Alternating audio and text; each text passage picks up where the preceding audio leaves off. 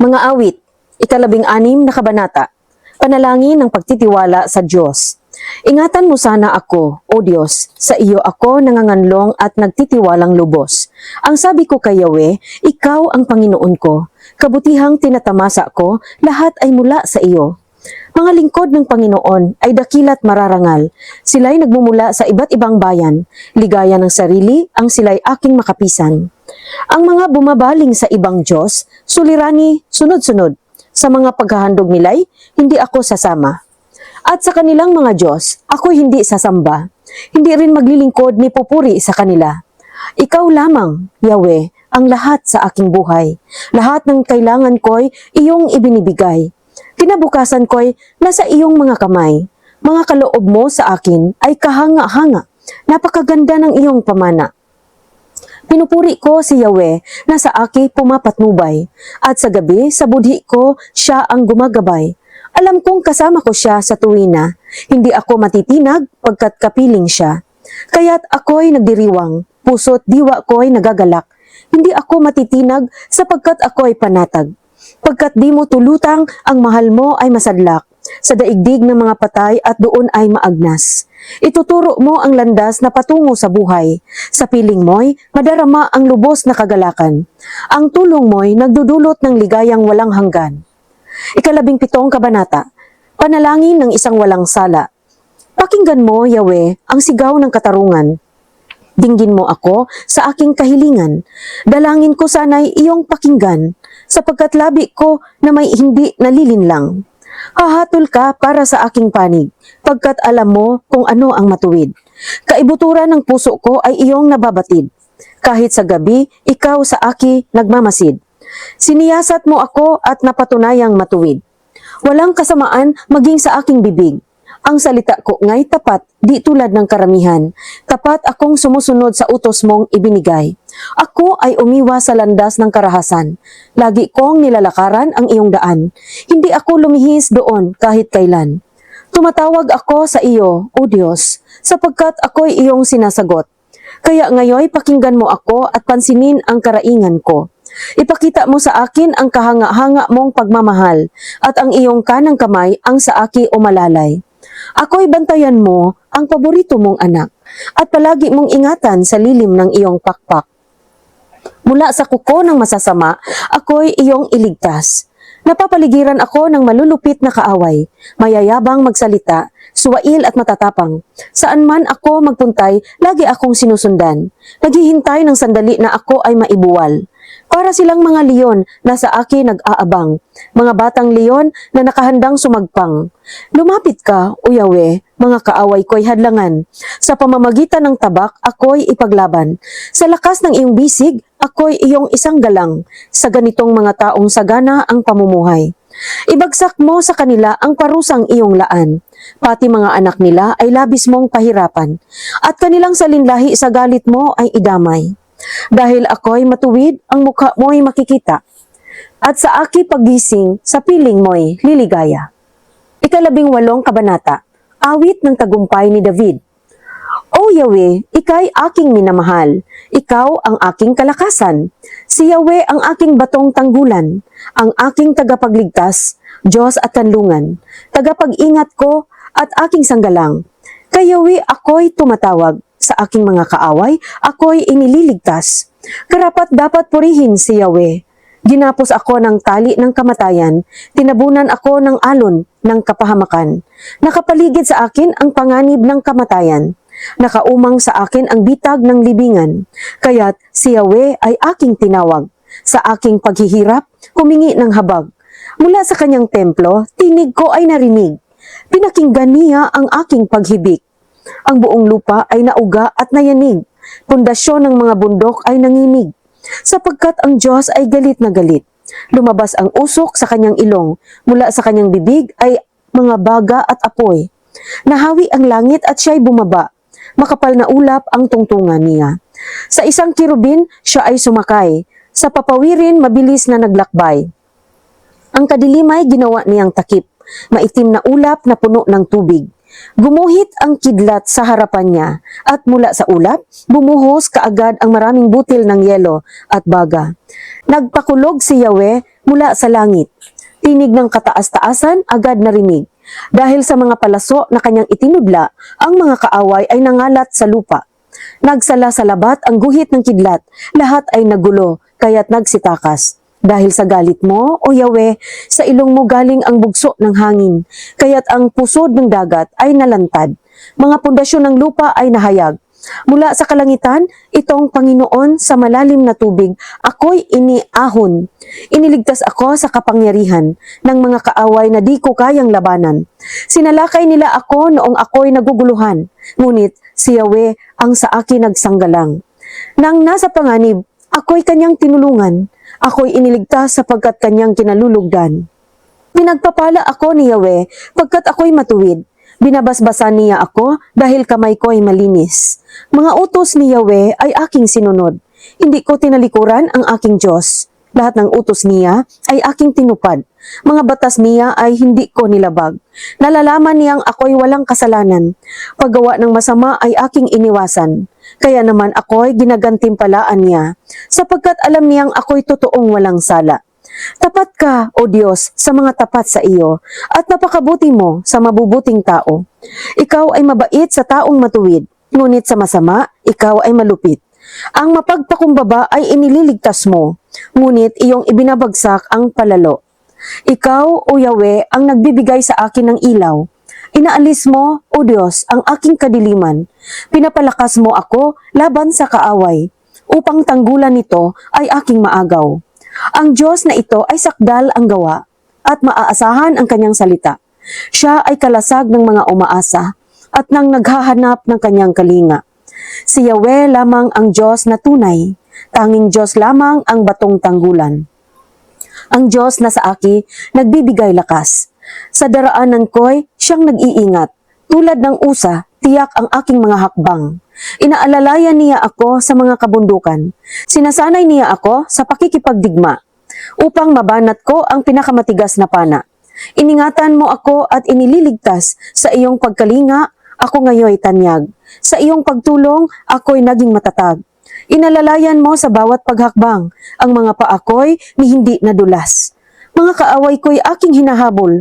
Di ako tumitigil hanggang di sila nalilipol. Di sila makakabangon kapag ako'y sumalakay. Sa paanan ko'y bagsak sila at talunan. Pinapalakas mo ako para sa labanan at pinagtatagumpay sa aking mga kaaway. Mga kaaway ko'y pinapaatras mo, mga napupuot sa akin ay pinupuksa mo. Humihingi sila ng saklulo, ngunit walang tumutulong. Tumatawag rin kay Yahweh, ngunit hindi siya tumutugon. Dinurog ko sila hanggang sa matulad sa pinong alikabok na ipinapadpad. Aking itinapon, niyapak-yapakan kagaya ng putik sa mga lansangan. Sa mapanghimagsik na bayan, ako'y iniligtas mo. Sa maraming bansay, ginawa mo akong pangulo. Ang aking nasasakupan ngayon, marami na. Kahit na nga sila, ay hindi ko kilala. Sa bawat utos ko, sila'y sumusunod. Maging mga dayuhan, sa aki yumuyukod. Nawawalan sila ng lakas ng loob, nanginginig papalabas sa kanilang muog. Buhay si Yahweh, Diyos ko't tagapagligtas. Matibay kong muog, purihin ng lahat. Ang kanyang kadakila ay ating ipahayag. Pinagtatagumpay niya ako sa mga kaaway. Mga bansay ipinapailalim niya sa aking paanan at inililigtas niya ako sa aking mga kalaban. Laban sa mararahas, ako ay pinagtatagumpay. Sa aking kaaway, ikay aking kalasag at patnubay. Sa lahat ng bansa, ikay aking pupurihin. Ang karangalan mo'y aking aawitin. Ang iyong pangalan, aking sasambahin. Dakilang tagumpay, ibinibigay ng Diyos sa kanyang hari. Tapat na pag-ibig, ipinadarama niya sa kanyang pinili. Kay David at sa lahat ng kanyang salinlahi. 19 na kabanata, ang paglilikha at ang kadakilaan ng Diyos. Ang kaluwalhatian ng Diyos ay ipinapahayag ng kalangitan. Ang ginawa ng kanyang kamay, ipinapakita ng kalawakan. Sa bawat araw at gabi, pahayag ay walang patlang. Patuloy na nagbibigay ng dunong at kaalaman. Wala silang tinig o salitang ginagamit. Wala rin silang tunog na ating naririnig. Ngunit abot sa lahat ng dako ang kanilang tinig. Balita ay umaabot hanggang sa dulo ng daigdig. Gumawa ang Diyos sa langit ng tahanan para sa araw. Tuwing umagay, lumalabas ito na parang masayang kasintahan. tulad ng masiglang manlalaro na handang-handa sa takbuhan. Sa silangan sumisikat, lumulubog sa kanluran, walang nakapagtatago sa init nitong taglay. Ang batas ni Yahweh. Ang batas ni Yahweh, walang labis, walang kulang. Ito ay nagbibigay sa tao ng panibagong kalakasan. Ang mga tuntunin ni Yahweh, mapagkakatiwalaan, nagbibigay ng talino sa payak na isipan. Ang mga utos ni Yahweh ay makatuwiran. Ito ay nagpapasaya ng puso at kalooban. Ang mga tagubilin ni Yahweh ay tama, nagbibigay sa isipan ng hustong pangunawa. Paggalang at pagsunod kay Yahweh ay dalisay. Magpapatuloy ito magpakailanman. Ang mga hatol ni Yahweh ay tunay na makatarungan, patas at walang kinikilingan. Mas kanais-nais pa ito kaysa gintong lantay. Mas matamis pa kaysa pulot ng pukyutan. Ang mga utos mo, Yahweh, ay babala sa iyong lingkod. May malaking gantimpala kapag aking sinusunod. Walang taong pumupuna sa sarili niyang kamalian. Iligtas mo ako, Yahweh, sa lihim na kasalanan. Ilayo mo ang iyong lingkod sa mapangahas na kasalanan. Huwag mong itulot na maghari sa akin ang kasamaan. Sa gayoy mamumuhay akong walang kapintasan at walang bahid ng masama ang aking mga kamay. Naway ang mga salita ko at kaisipan, kaluguran mo, Yahweh, manunubos ko at kanlungan. 20 kabanata, panalangin upang magtagumpay. Pakinggan ka sana ni Yahweh kapag ikay nagdurusa at ang Diyos ni Jacob ingatan ka sana. Mula sa templo, ikaw sana'y kanyang tulungan, at mula sa Zion, ikaw ay kanyang alalayan. Ang handog mo nawa ay kanyang tanggapin, at pahalagahan niya ang lahat ng iyong haing susunugin. Naway ipagkaloob niya ang iyong hangarin, at sa iyong mga plano, ikay pagtagumpayin. Sa pagtatagumpay mo, kami ay magbubunyi. Magpupuri sa Diyos sa aming pagdiriwang. Ibigay nawa ni Yahweh ang lahat mong kahilingan. Ngayon ko nalalaman na si Yahweh ang nagbigay sa pinili niyang hari ang kanyang tagumpay. Siya ay tinutugon niya mula sa kalangitan. Mga dakilang tagumpay kanyang makakamtan. Mayroong umaasa sa karwahing pandigma at mayroon ding sa kabayo nagtitiwala. Ngunit sa kapangyarihan ni Yahweh na aming Diyos, nananalig kami at umaasang lubos. Sila'y manghihina at tuluyang babagsak. Ngunit tayo'y tatayo at mananatiling matatag. O Yahweh, ang hari iyong pagtagumpayin. Ang aming panawagan ay iyong sagutin. 21 kabanata. Pagpupuri sa pagtatagumpay. Natutuwa ang hari, Yahweh, dahil sa bigay mong lakas. Dahil sa iyong tulong siya ay nagagalak. Iyong ibinigay ang kanyang inaasam. Ipinagkaloob mo ang kanyang kahilingan. Nilapitan mo siya at lubos na binasbasan. Dalisay na gintong korona sa ulo niya'y inilagay. Humiling siya ng buhay at iyong ibinigay, ng mahabang buhay na magpakailanman. Dahil sa tulong mo, dakila ang kanyang karangalan. Dangal at kadakilaan sa kanya'y iyong ibinigay. Pagpapala mo ay nasa kanya magpakailanman. Ang iyong patnubay, dulot sa kanya'y kagalakan. Sa kataas-taasang Diyos ang hari ay nagtitiwala. Dahil sa tapat na pag-ibig ni Yahweh, di siya nababahala. Dadakpin ng hari ang lahat niyang mga kaaway. Bibihagin niya ang bawat isa na sa kanya'y nasusuklam. Sa kanyang pagdating, sa apoy sila'y susunugin. Sa galit ni Yahweh, sa apoy sila'y tutupukin. Walang matitira sa kanilang lahi, sapagkat sila'y lilipulin ng hari. Sa masasamang balak nilang gawin, laban sa kanya, walang anumang magtatagumpay sa mga plano nila. Sila'y kanyang papanain, sila'y uurong at patatakbuhin. Pinupuri ka namin, Yahweh, sa taglay mong kalakasan. Aawit kami at magpupuri dahil sa iyong kapangyarihan. 22 kabanata. Panambitan at awit ng papuri. O Diyos ko, bakit mo ako pinabayaan? Sumisigaw ako ng saklulo, ngunit bakit di mo ako tinutulungan? Araw-gabi tumatawag ako sa iyo, O Diyos. Di ako mapanatag, di ka man lang sumasagot. Ngunit ikaw ang banal na pinaparangalan, at sa Israel, ikaw ay pinapupurihan. Ang mga ninuno namin nagtiwala sa iyo. Sa iyo, umaasa, kaya sila'y iniligtas mo. Tumawag sila sa iyo at sa panganib ay nakawala. Nagtiwala sila sa iyo at di naman sila napahiya. Ngunit ako'y parang uod at hindi na isang tao. Hinahamak at pinagtatawanan ng kahit na sino. Pinagtatawanan na ako ng bawat makakita sa akin. Inilalabas ang kanilang dila at sila'y pailing-iling. Sabi nila, nagtiwala siya kay Yahweh, hayaang iligtas siya nito. Kung talagang mahal siya nito, darating ang kanyang saklolo. Noong ako ay iluwal, ikaw, O Diyos, ang patnubay. Magmula sa pagkabata, ako'y iyong iningatan. Mula nang ako'y isilang, sa iyo na umaasa. Mula nang ipanganak, ikaw lang ang Diyos na kilala. Huwag mo akong lilisanin, huwag mo akong iiwanan, pagkat walang sasaklulo sa papalapit na kapahamakan. Akala mo'y mga turo ang nakapaligid na kalaban. Mababangis na hayop na galing pa sa Bashan. Bibig nila'y nakabuka, parang mga liyong gutom. Umuungal at sa akin nakahandang lumamon. Parang natapong tubig, nawalan ako ng lakas. Ang mga buto ko'y parang nagkalinsad-linsad. Pinagharian ang dibdib ko ng matinding takot. Parang kandila ang puso ko, natutunaw, nauubos. Itong aking lalamunay tuyong abo ang kagaya. Ang dila ko'y dumidikit sa aking ngalangala. Sa alabok, iniwan mo ako ng halos patay na. Isang pangkat ng salarin sa akin nakapaligid. Para akong nasa gitna ng mga asong ganid. Mga kamay at paa ko'y kanilang pinupunit. Kitang-kita ang lahat ng aking mga buto. Tinitingnan at nilalait ng mga kaaway ko. Mga damit ko'y kanilang pinagsugalan at mga saplot ko'y pinaghati-hatian.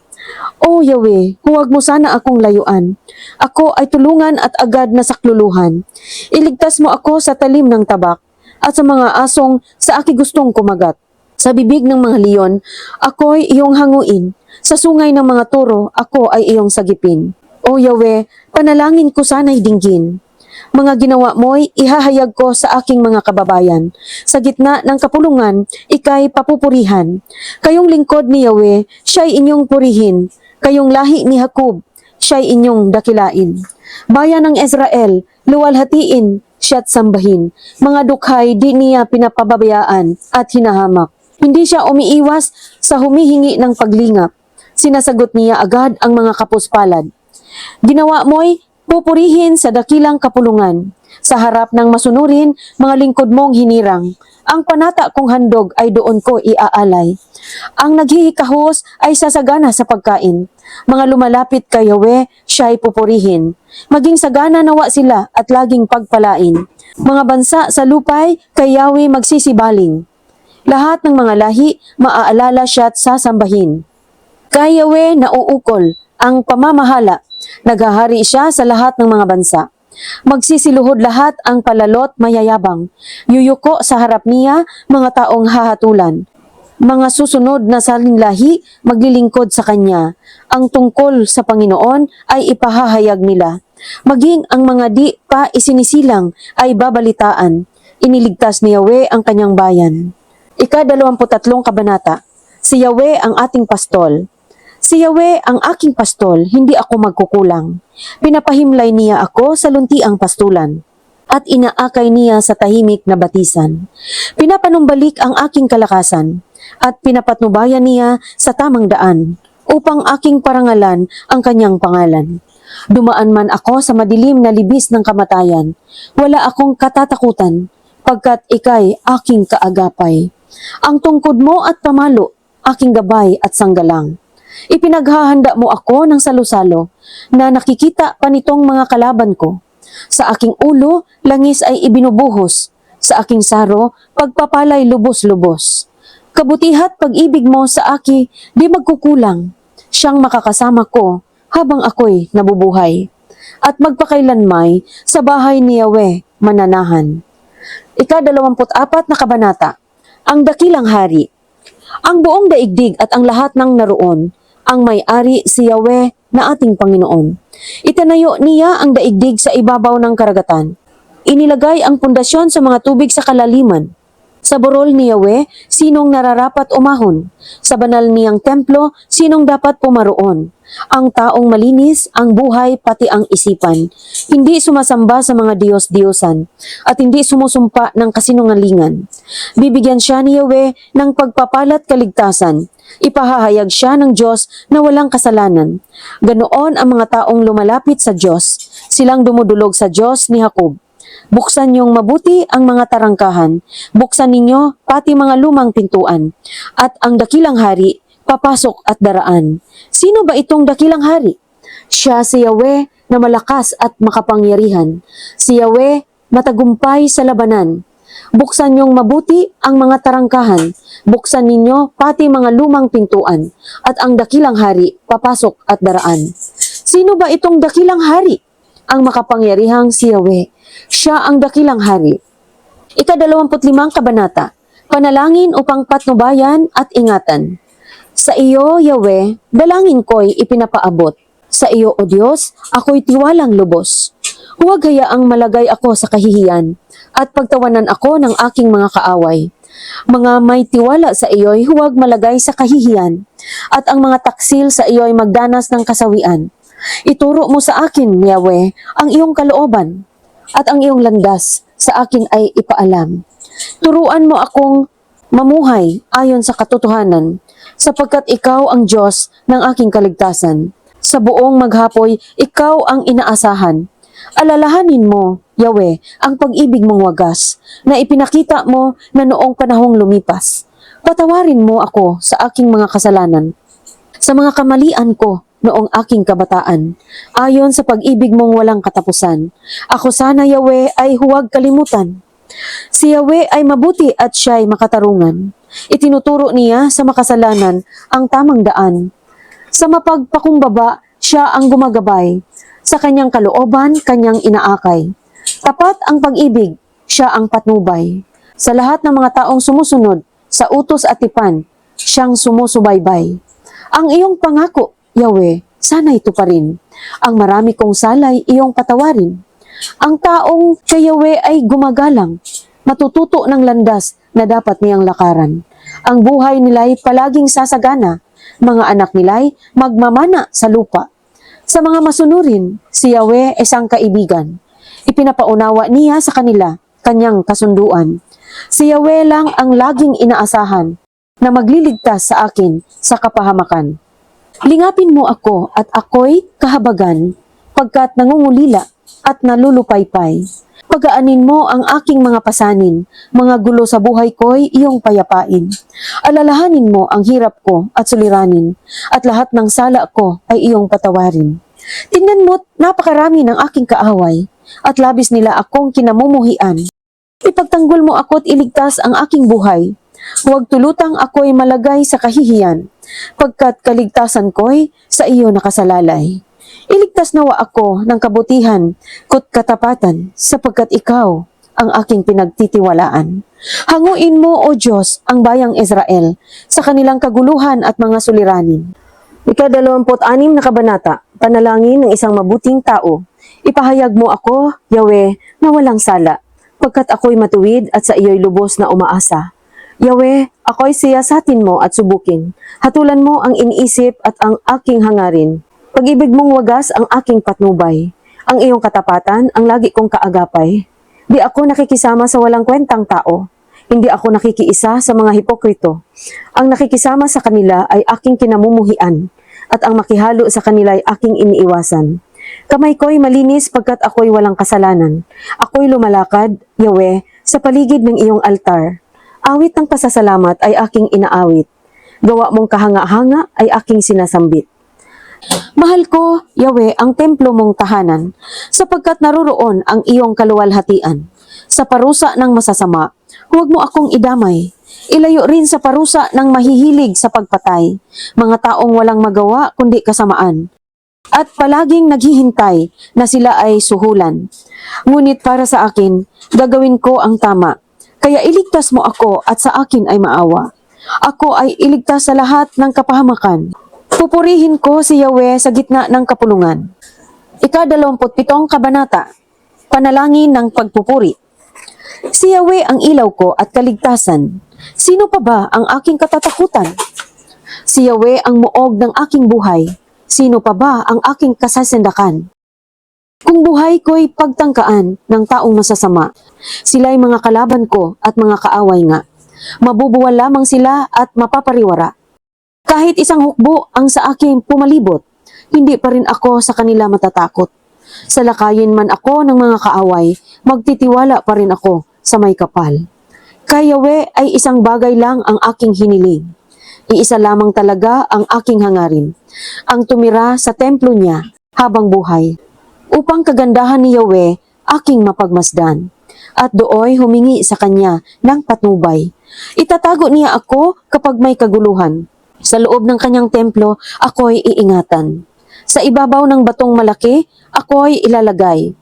Matatalo ko ang mga nakapaligid kong kaaway. Sa templo'y sisigaw ng may kagalakan, habang mga handog ko'y iniaalay. Aawitan ko si Yahweh at papupurihan. Pakinggan mo ako, Yahweh, sa aking panawagan. Sagutin mo ako at iyong kahabagan. Nang sabihin mo, Yahweh, lumapit ka sa akin. Sagot ko'y, nariyan na ako at kita'y sasambahin.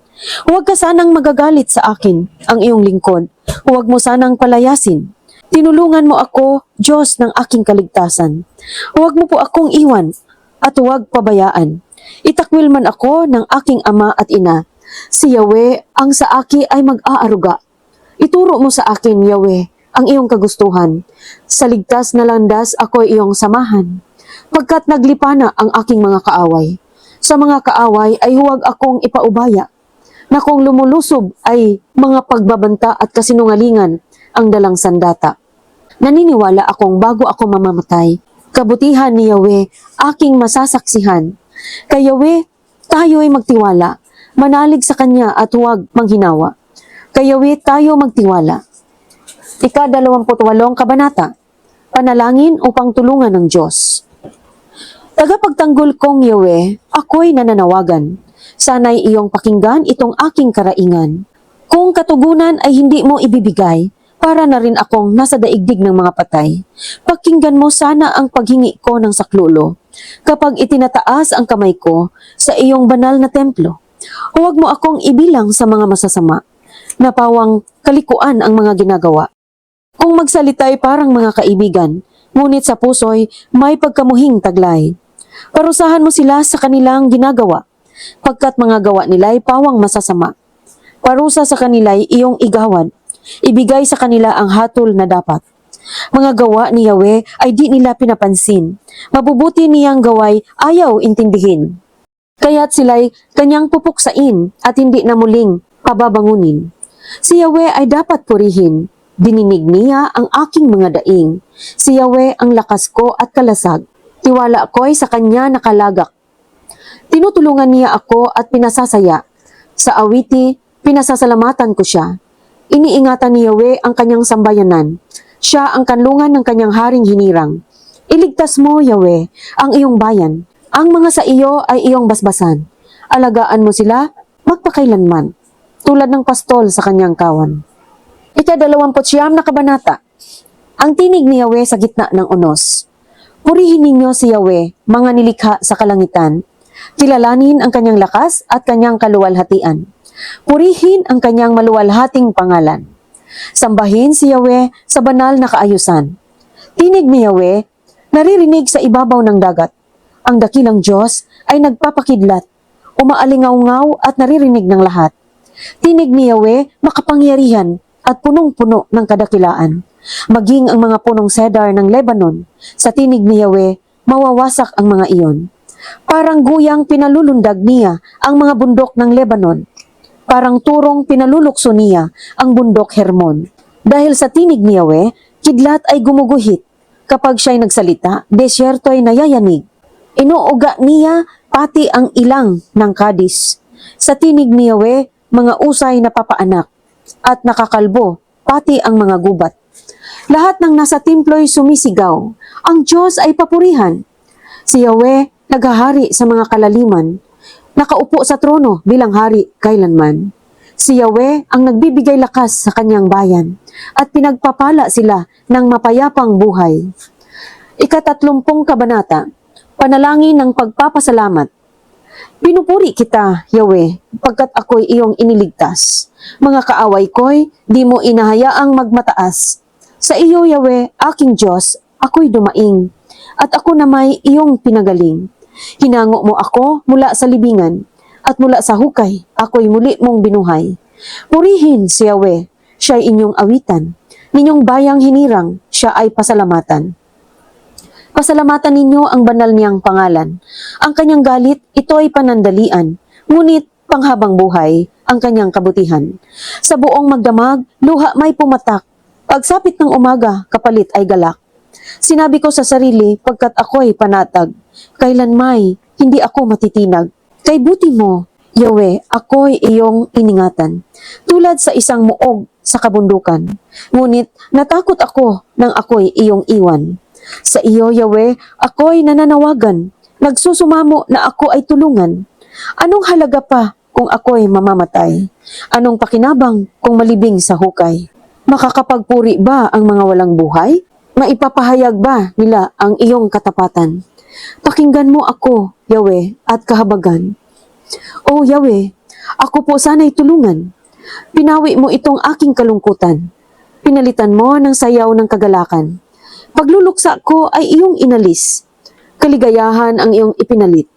Aawit sa iyo ng papuri at hindi ako tatahimik. O Yahweh, aking Diyos, pasasalamat ko'y walang patid.